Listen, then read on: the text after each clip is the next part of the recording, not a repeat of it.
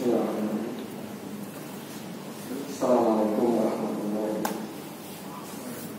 wabarakatuh.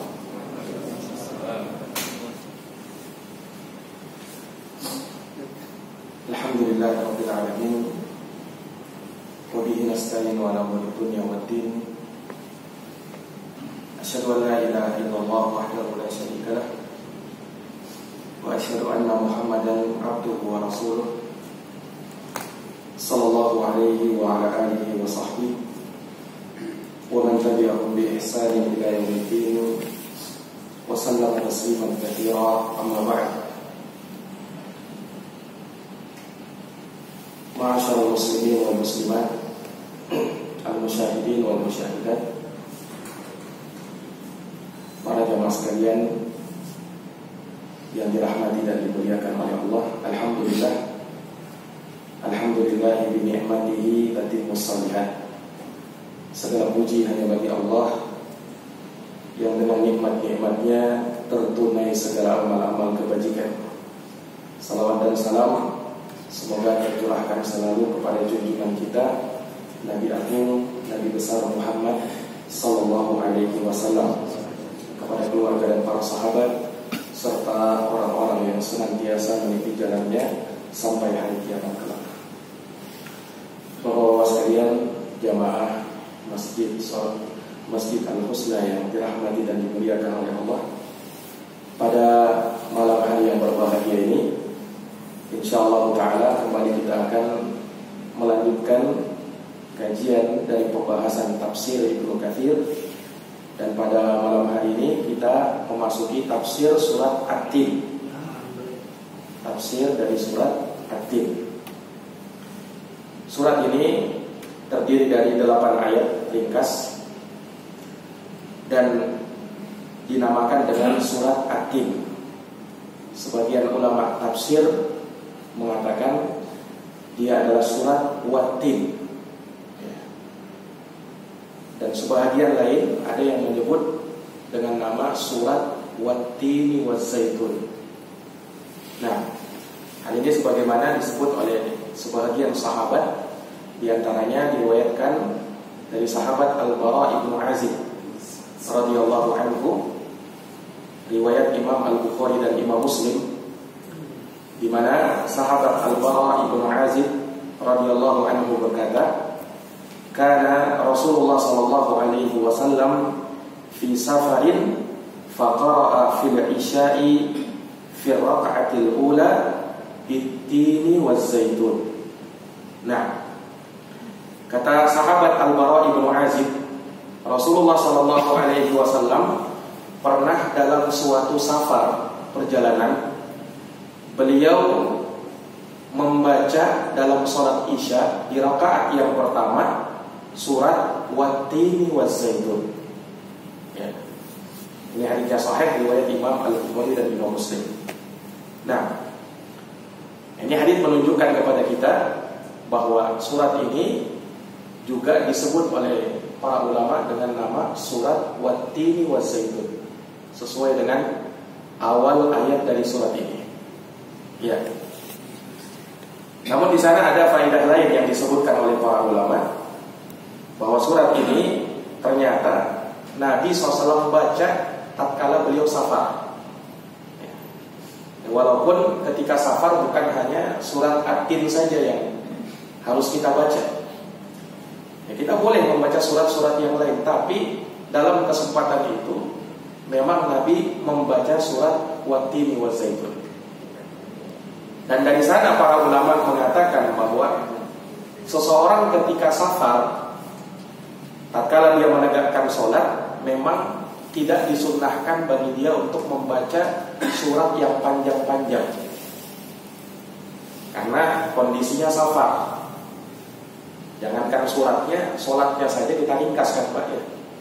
Jangan sampai kita safar baca suratnya dalam sholat surat Yasin yang terlalu panjang, ya kan? Tapi yang ringkas saja. Nah, baik, para jamaah sekalian yang dirahmati dan dimuliakan oleh Allah, surat ini dikatakan oleh jumhur mayoritas para ulama dia merupakan surat Makkiyah. Surat Makkiyah, surat yang diturunkan oleh Allah sebelum Nabi hijrah. Jadi ketika berada di fase Makkah. Nah, dan ini diperkuat dengan apa yang disebutkan di dalam ayat ini, di mana di ayat yang ketiga Allah mengatakan wa hadzal baladil amin, dan demi negeri yang mulia ini. Maksudnya negeri Makkah yang aman ini. Allah Subhanahu wa taala sebutkan dengan isim isyarat hadza wa hadzal baladil amin. Dan ketika itu tentunya wahyu ini diberikan kepada Nabi. Dan ketika disebutkan dengan isim isyarah lil qarib, untuk yang dekat, maka itu menunjukkan bahwa posisinya Nabi SAW ketika itu berada di Makkah. Maka dia adalah surat Makkiyah. Terlebih lagi ada athar disebutkan dari sahabat Ibnu Abbas. Ibnu Abbas berkata, unzilat surat Wat-Tin bi Makkah. Diturunkan surat At-Tin itu di Makkah. Pada saat Nabi SAW belum diperintahkan berhijrah ke Madinah. Para jamaah sekalian, kandungan global dari surat yang mulia ini setidaknya ada 6 hal yang harus kita perhatikan sebelum kita nanti insyaallah ta'ala membaca ayat demi ayat dari surat yang agung ini. Yang pertama, dari surat ini Allah Subhanahu wa ta'ala menyebutkan di awal-awal ayat akan keistimewaan 4 makhluknya yang mulia. Nah, yang mana Allah Subhanahu wa ta'ala memakai makhluk-makhluk tersebut untuk bersumpah dengannya. Nah, itu bisa kita perhatikan dari ayat pertama sampai ayat yang ketiga. Wat-tini waz-zaitun, demi tin dan demi zaitun. Wa turi sinin, dan demi bukit Tur Sina. Wa hadzal baladil amin, dan demi negeri yang aman ini. Jadi 4 ya. Tin, zaitun, bukit Tur Sina, dan negeri Makkah. Dan tentu saja ketika disebutkan 4 makhluk ini oleh Allah Subhanahu wa ta'ala, bahkan Allah pakai bersumpah dengannya, menunjukkan ada keistimewaannya. Apa itu? Nanti kita akan bahas insyaallah. Ini kandungan global dulu. Yang kedua, di dalam surat ini terdapat penjelasan akan keistimewaan manusia yang Allah ciptakan fi ahsani taqwim, dalam bentuk yang terbaik. Lihat di ayat yang keempat, Pak. Allah katakan laqad khalaqnal insana fi ahsani taqwim. Sungguh betul-betul kami mencipta manusia dalam bentuk yang terbaik. Ya. Jadi Allah Subhanahu wa ta'ala ciptakan manusia dalam bentuk yang terbaik, baik fisiknya, jasmaninya maupun rohaninya. Allah nyatakan ini, sungguh manusia itu tercipta dalam bentuk yang terbaik. Nanti kita akan kupas bagaimana ya Allah Subhanahu wa ta'ala menyatakan ini, dan memang terbukti bahwa manusia adalah makhluk Allah yang terbaik dari sisi penciptaannya. Nah, kemudian pada kandungan yang ketiga kita bisa melihat peringatan dari Allah Subhanahu wa ta'ala kepada manusia, bahwa manusia ini walaupun Allah ciptakan dalam bentuk yang terbaik, namun ketahuilah bahwa tidak ada yang kekal abadi di dunia ini. Sekuat apapun manusia hidup di dunia ini, pasti akan datang masa-masa saat dia berada dalam kondisi lemah. Berapapun usianya tinggal di bumi Allah Subhanahu wa ta'ala ini, pasti kelak akan berjumpa dengan Allah juga.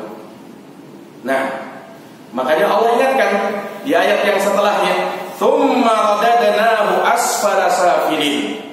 Kemudian kami akan kembalikan itu manusia ke dalam tempat yang terendah. Setelah dia kuat, akan tiba masa tuanya, akan tiba masa lemahnya, akan tiba kematiannya. Dan ketika manusia berada dalam penyimpangan baik akidah maupun akhlak, maka Allah Subhanahu wa taala akan masukkan dia ke dalam neraka. Nah, kemudian setelahnya dijelaskan oleh Allah bahwa kemuliaan manusia ada dalam dua hal, yaitu iman dan amal soleh. Illal ladzina amanu wa amilus solihat, kecuali orang-orang yang beriman dan mereka yang beramal soleh, falahum ajrun ghairu mamnun, maka bagi mereka pahala yang tiada putus-putusnya. Nah, kemudian kandungan yang berikutnya, bantahan kepada orang-orang yang mendustakan hari pembalasan, sebagaimana yang disangka oleh orang-orang kafir. Fama yukadzibuka ba'du biddin, apa yang menyebabkan kamu mendustakan akan datangnya hari pembalasan setelah datangnya keterangan-keterangan ini. Lalu Allah tutup surat ini dengan mengatakan, Alaysallahu biahkamil hakimin, bukankah Allah hakim yang seadil-adilnya, hakim yang paling bijaksana. Nah, ini penjelasan akan kemahadilan Allah Subhanahu wa taala, dan Allah tidak mungkin menzolimi siapapun juga. Ini kandungan global dari surat yang mulia ini. Jamaah yang dirahmati dan dimuliakan oleh Allah Subhanahu wa taala, kita lihat ayat demi ayat dari surat ini. Allah Subhanahu wa taala menyatakan di awal surah dengan bentuk sumpah, wattini wazzaitun, demi buah tin dan demi buah zaitun. Di sini Allah Subhanahu wa taala bersumpah. Ya, waw di situ, wattini namanya dalam bahasa Arab wawul qasam. Waw yang bermakna sumpah. Bedakan kalau dikatakan wattinu. Kalau wattinu, waw di situ cuma atop saja dan buah tin. Tapi kalau di kasrah dia wattini, nah, maka dia jadi sumpah demi buah tin. Kalau dalam pengucapan bahasa Arab ya sama saja. Kalau kita kan bersumpah demi Allah, ya kan? Bisa dibedakan. Tapi kalau dalam bahasa Arab, orang misalnya mengatakan wallahi, artinya demi Allah. Tapi kalau dia bilang wallahu dan Allah, nah, beda harakat aja. Dan di dalam bahasa Arab yang namanya sumpah itu diungkapkan dengan 3 huruf, waw, ba, dan huruf ta. Wallahi, billahi, tallahi, sama artinya demi Allah. Nah, di sini Allah Subhanahu wa taala mengungkapkan dengan sumpahnya dengan huruf waw, wattini wazzaituni. Perhatikan Pak, di kasrah semua itu. Wattini wazzaituni waturi sini wahadal baladi, ya kan? Kasrah semua kan? 4 sumpah ini. Nah, Allah Subhanahu wa taala kalau bersumpah, Allahu fa'alun lima yurid. Allah itu maha berbuat terhadap apa yang dia inginkan. La yus'al amma yaf'al wa hum yus'alun. Allah itu tidak ditanya terhadap apa yang dia perbuat, tapi makhluklah yang ditanya. Kalau Allah bersumpah dengan makhluknya, haknya Allah, karena Allah tidak ada yang mengatur dia. Tapi kalau makhluk bersumpah, harus ikut aturannya Allah. Tidak boleh bersumpah dengan makhluk. Kalau makhluk yang bersumpah, manusia bersumpah, tidak boleh kecuali dengan nama Allah. Kenapa? Orang yang bersumpah dengan nama selain Allah hukumnya syirik dalam agama. Nabi SAW bersabda, "Man halafa bi ghairillahi faqad asyrak." Siapa yang bersumpah dengan nama selain Allah, maka sungguh dia telah berbuat syirik. Ini, maka tidak boleh bilang kita bersumpah demi tanah airku misalnya. Kalau bersumpah ya, tidak boleh. Kenapa? Kalau mau bersumpah, makhluk kita bersumpah harus dengan nama Allah. Demi Allah katakan. Tapi kalau Allah tidak ada yang mengatur dia, haknya dia.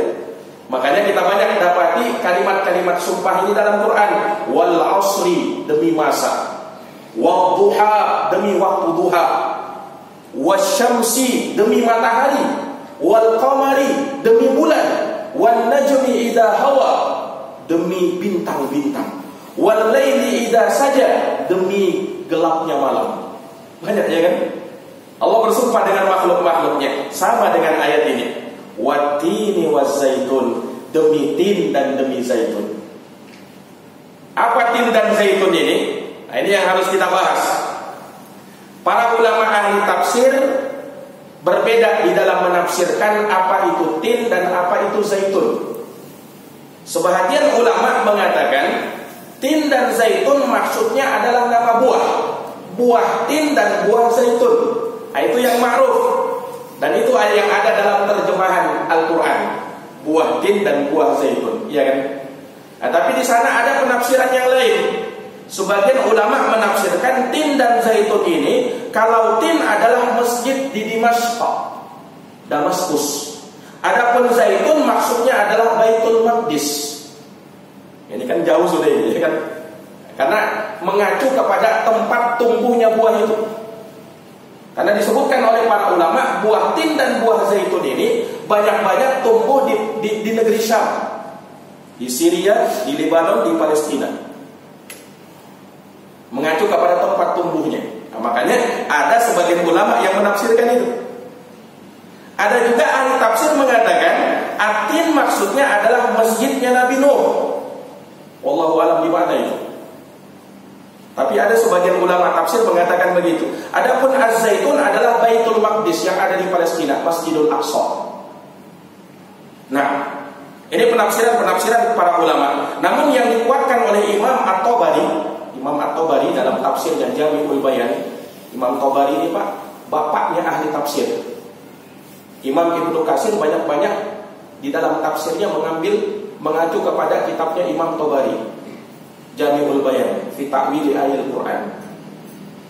Juga dikuatkan oleh Imam Qurtubi dan Imam Ibnul Arabi bahwa yang dimaksud dengan at-tin dan az-zaitun adalah buah tin dan buah zaitun. Ini yang paling masyhurnya memang. Makanya tadi kita terjemah at-tin wat-tini waz-zaitun, demi buah tin dan buah zaitun. Allah bersumpah dengannya. Ada apa dengan buah tin dan buah zaitun ini? Ya, karena tidak mungkin Allah Subhanahu wa taala bersumpah dengannya kecuali pasti ada keistimewaannya ini buah. Bukan buah sembarangan. Ya kan? Allah tidak menyebutkan buah yang lain, tapi buah tin dan buah zaitun yang disebut. Iya kan? Nah pasti ada keistimewaannya. Dan memang ternyata terbukti ini buah-buah yang diberkahi oleh Allah Subhanahu wa taala dan banyak mengandung manfaat dan keberkahan.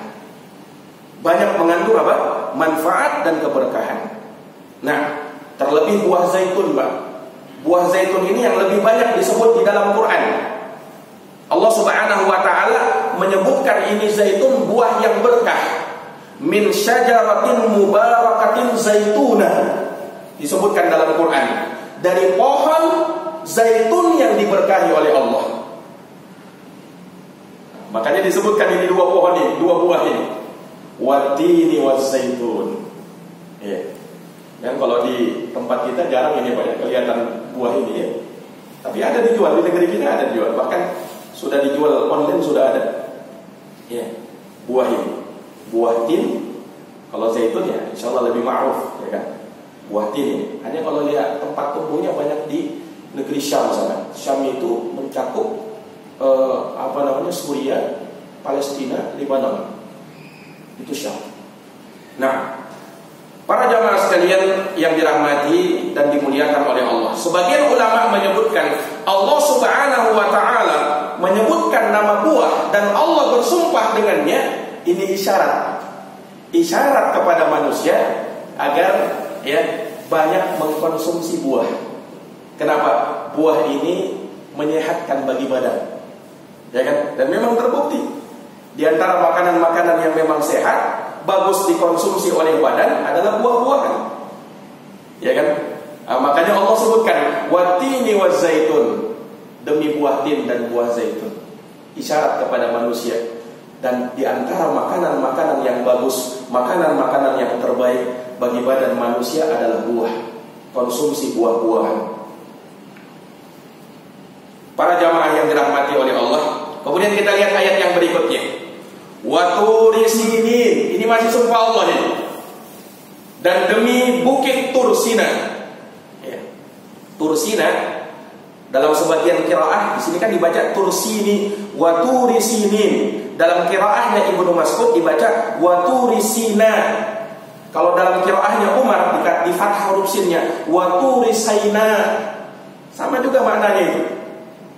Dalam terjemahan artinya bukit Sinai. Di mana bukit Sinai itu, Pak? Nah, bukit Sinai ini disebutkan oleh para ulama tafsir, dia berada ya di sebuah padang pasir yang terletak di antara negeri Mesir dan negeri Palestina. Nah, di sana itu bukit Tursina namanya. Saya juga belum pernah ke sana. Tapi Allah Subhanahu wa taala sebut ini Tursina ini kenapa? Karena ada peristiwa bersejarah di situ. Siapa yang tahu, Pak? Di bukit Tursina ini ada apa ini di sini? Di tempat inilah Allah Subhanahu wa taala berbicara kepada Nabi Musa alaihi salam. Ya. Sampai dari situlah Allah Subhanahu wa taala mengatakan Nabi Musa itu Kalimur Rahman. Orang yang langsung diajak bicara oleh Allah Subhanahu wa taala Ar-Rahman. Nabi Musa itu. Kalau nabi-nabi yang lain kebanyakannya, Pak, menerima wahyu Allah melalui perantara malaikat Jibril. Nabi Musa langsung diajak bicara oleh Allah. Dan kata ulama ada 3 nabi yang diberikan kekhususan seperti itu.